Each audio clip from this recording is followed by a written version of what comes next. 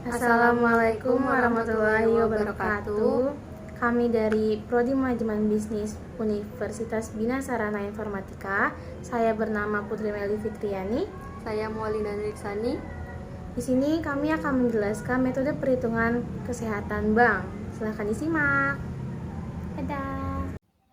Nah, di awal ini ada perhitungan kesehatan bank. Apa itu kesehatan bank? Jadi teman-teman, kesehatan bank ini merupakan gambaran kondisi kinerja bank sehingga dapat dijadikan media pengawasan terhadap bank.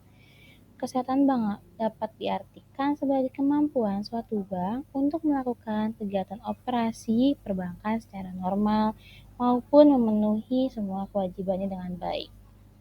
Penilaian ini dapat dilakukan dengan pendekatan berdasarkan risiko dan penyesuaian faktor-faktor penilaian tingkat kesehatan bank. Ada 3 metode yaitu CAMEL, LGEC, dan RBBR. Tujuan dari kita mempelajari ini untuk mengetahui tingkat kesehatan bank melalui 3 perhitungan. Metode CAMEL, LGEC, dan RBBR. Manfaatnya menjadi salah satu sarana dalam melakukan evaluasi terhadap kondisi dan permasalahan yang dihadapi bank, serta menentukan tindakan lanjutan untuk mengatasi hal tersebut. Di sini ada ruang lingkup. Jadi, metode-metode yang digunakan untuk perhitungan kesehatan bank seperti metode CAMEL, RGEC, dan RBBR. Metode CAMEL ini digunakan untuk menganalisis dan mengevaluasi kinerja keuangan bank umum di Indonesia. Metode ini menggambarkan sebuah hubungan perbandingan antara suatu jumlah tertentu dengan jumlah lainnya. Dengan analisis rasio dapat diperoleh dari posisi keuangan bank. Metode ini menekan rasio-rasio keuangan yang ditekankan pada 5 aspek seperti capital, asset quality, management earning, liquidity, and sensitivity. Di sini ada kapital atau modal. Dengan rumus modal dibagi ATMR dikali 100%. ATMR di sini adalah aktiva tertimbang menurut rasio. Sebagai contohnya ada di gambar berikutnya. Jadi di sini modal bank ada 6 miliar dengan ATMR-nya 21 miliar. Dikali 100% dapat hasil 28,50. Asset quality atau kualitas aktivitas. Rasio CAP dengan rumus aktiva produktif yang dihasilkan dibagi dengan total aktiva produktif dikali 100%. Serta ada manajemen, laba bersih dibagi pendapatan operasional dikali 100%.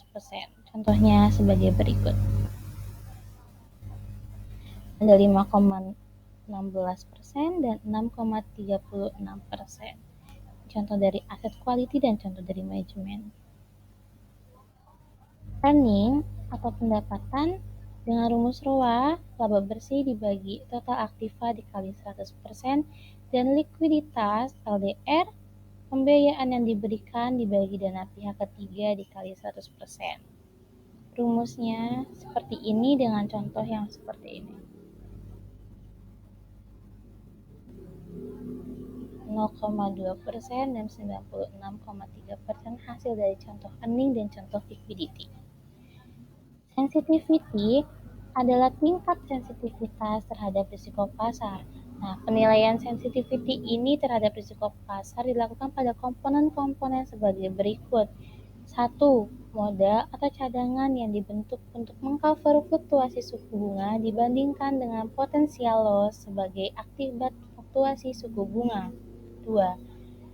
Modal atau cadangan yang dibentuk untuk mengcover fluktuasi nilai tukar dibandingkan dengan potensial loss sebagai akibat fluktuasi nilai tukar. 3. Kecukupan penerapan sistem manajemen risiko.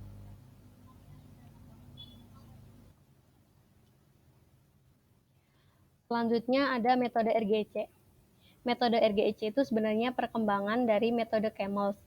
Nah, terdapat resiko inheren dan penerapan kualitas manajemen resiko operasional bank yang dilakukan terhadap resiko kredit, resiko pasar, resiko likuiditas, resiko operasional, resiko hukum, resiko strategik, resiko kepatuhan, dan resiko reputasi.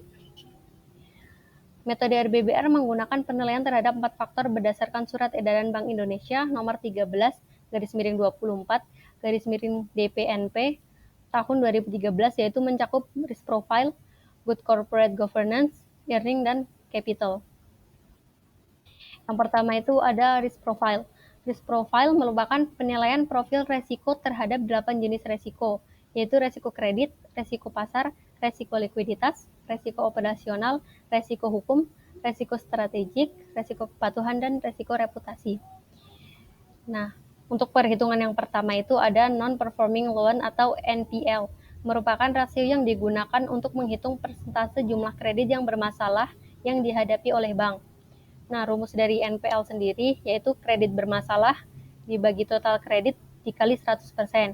Untuk penghitungannya ada seperti di gambar. Jadi, jika hasil dari resiko kredit lebih besar dari 2%, maka dianggap sehat. Contoh yang ada di samping adalah menghasilkan 4,1%, berarti bisa dibilang sehat. Bank itu sehat. Yang kedua itu ada resiko likuiditas. Untuk resiko likuiditas itu ada penghitungan LDR atau loan to deposit ratio, digunakan untuk mengatur komposisi jumlah kredit yang diberikan dibandingkan dengan jumlah dana masyarakat dan modal sendiri yang digunakan. Nah, untuk rumus LDR sendiri yaitu jumlah kredit yang diberikan dibagi dana pihak ketiga dikali 100%. Untuk penghitungan seperti yang ada di gambar. Nah, jadi penilaian resiko likuiditas jika di atas 4,8% maka dianggap sehat. Selanjutnya ada good corporate governance. Good corporate governance atau GCG merupakan penilaian terhadap kualitas manajemen bank atas pelaksanaan prinsip-prinsip good corporate governance atau GCG. Bank menggunakan self-assessment atau penilaian sendiri untuk melakukan penilaian good corporate governance. Nah, di sini ada predikat dan kriteria dari penghitungan tersebut. Contohnya, jika penghitungan menghasilkan lebih dari 1,5% berarti menghasilkan sangat baik. Jika lebih dari 2,5% itu baik, lebih dari 3,5% itu cukup, lebih dari 4,5% itu kurang baik, dan lebih dari 5% itu tidak baik. Yang ketiga ada earning. Earning merupakan kemampuan bank dalam meningkatkan laba dan efisiensi yang dicapai oleh perusahaan. Untuk penghitungan earning ada rentabilitas menggunakan rasio return on asset atau ROI dan return on equity atau ROE. Yang pertama ada return on asset. Return on asset itu merupakan menilai bagaimana kemampuan aset perusahaan untuk mendapatkan keuntungan. Nah, rumus untuk ROE sendiri merupakan laba sebelum pajak dibagi total aset dikali 100%. Untuk contoh penghitungan ada di slide. Selanjutnya itu ada return on equity atau ROE. Nah, ROE sendiri adalah cara untuk mengukur seberapa efisien sebuah perusahaan dalam memanfaatkan modal pemegang sahamnya. Rumus ROE sendiri adalah laba setelah pajak dibagi modal sendiri dikali 100%. Selanjutnya ada biaya operasional terhadap pendapatan operasional atau BOPO. BOPO merupakan perbandingan antara biaya operasional dengan pendapatan operasional dalam mengukur tingkat efisiensi dan kemampuan perusahaan untuk melakukan kegiatan operasinya.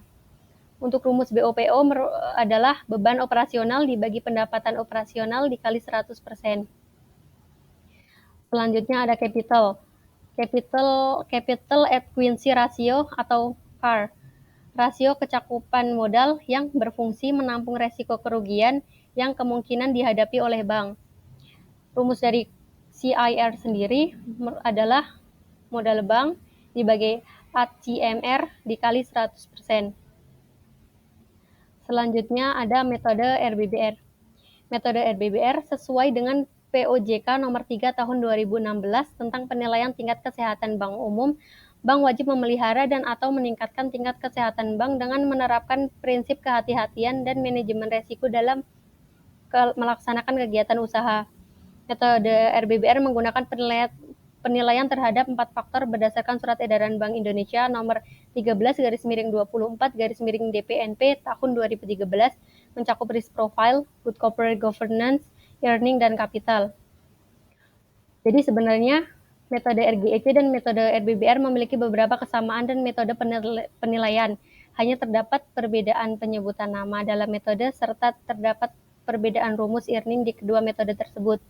Contohnya di RBBR dan RGEC itu sebenarnya ada persamaan di resiko kredit, resiko likuiditas, good corporate governance, di earning ada ROI dan capital. Namun di metode RBBR ini terdapat tambahan penghitungan untuk net interest margin atau NIT.